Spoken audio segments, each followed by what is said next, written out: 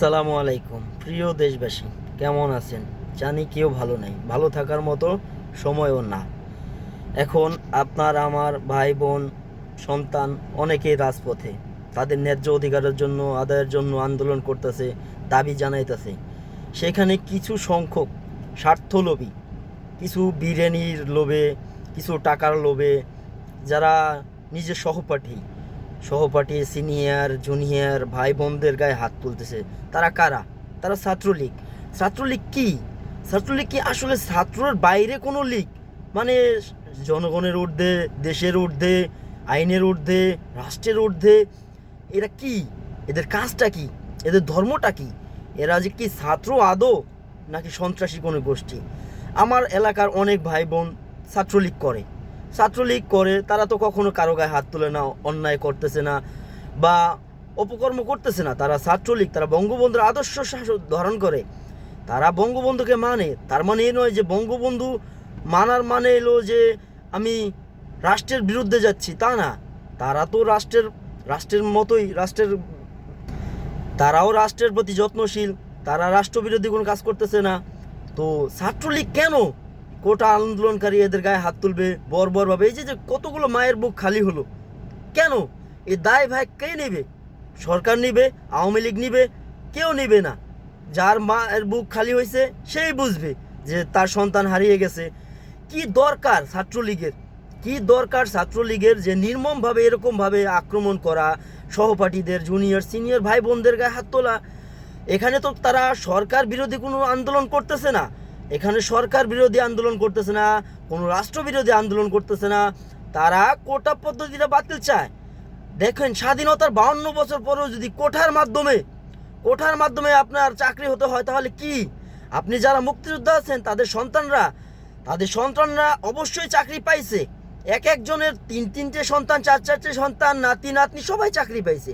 তারপরও এখনো আপনারা কোটা পদ্ধতি বহাল চান কিভাবে? স্বাধীনতার 52 বছর পরেও যদি এখনো কোটার মাধ্যমে চাকরি হয়, তাহলে মেধাবীরা কি করবে? অবশ্যই মুক্তিযোদ্ধার সন্তানরা, নাতিপুতিরা, তারাও মেধাবী। তো এখন মেধার মাধ্যমে আপনি চাকরি খুঁজে পান, সেটা আপনার জন্য ভালো, গর্বের বিষয়। আপনি এখনো দাদা নাদার এদের মাধ্যমে যে আপনি চাকরি নিতে চান।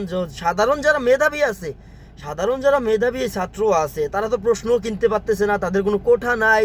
বাংলাদেশে এরকম পর্যায়ে পড়েছে, হয় টাকা দাও নয় কোটা দাও, মেধার কোনো মূল্যই নাই। আপনি দেখেন চারিদিকে ঘুষ, দুর্নীতি, অন্যায়, কারো কোনো ভ্রুক্ষেপ নাই, কারো কোনো, মনে হচ্ছে সবাই যে যেমনি লুটে পটে খেতে পাচ্ছে সেই ভালো। ভাই,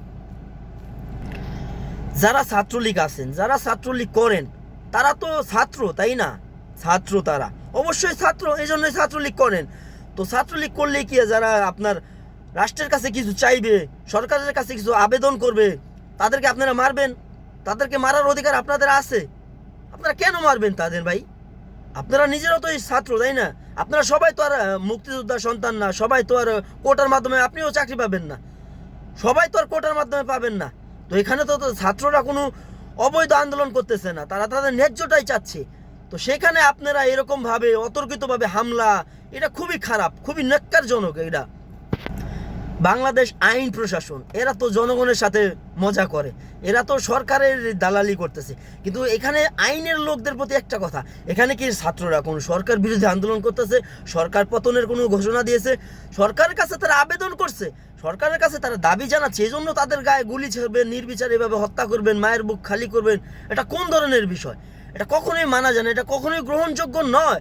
প্লিজ, দয়া করে যারা রাষ্ট্রের ক্ষমতায় আছেন, আইনের আওতায় আছেন, আইনি পোশাক ধারণ করেন, প্লিজ ছাত্রদের গায়ে হাত দিবেন না। ছাত্ররা আপনাদের বিরুদ্ধে কোনো কিছু করতেছে না, সরকারের বিরুদ্ধে কোনো কিছু করতেছে না। সরকারের কাছে তারা ন্যায্য অধিকার চাচ্ছে, কোটা পদ্ধতি বাতিল হোক। স্বাধীনতার 52 বছর পরে কোটা পদ্ধতি এখনো বাতিল হোক। কারণ যারা প্রকৃত মুক্তিযোদ্ধা, তারা কিছুই পাচ্ছে না। তাদের সন্তানরা, তাদের নাতিপিতেরা অবশ্যই চাকরি পাইছে। এরকম না যে তারা স্বাধীনতার 52 বছরেও তাদের সন্তানরা কেউ চাকরি পায় নাই। ঠিক আছে? তো এই কোটা পদ্ধতি বাতিল হোক, ছাত্র আন্দোলন সফল হোক, কোটা পদ্ধতি বাতিল হোক।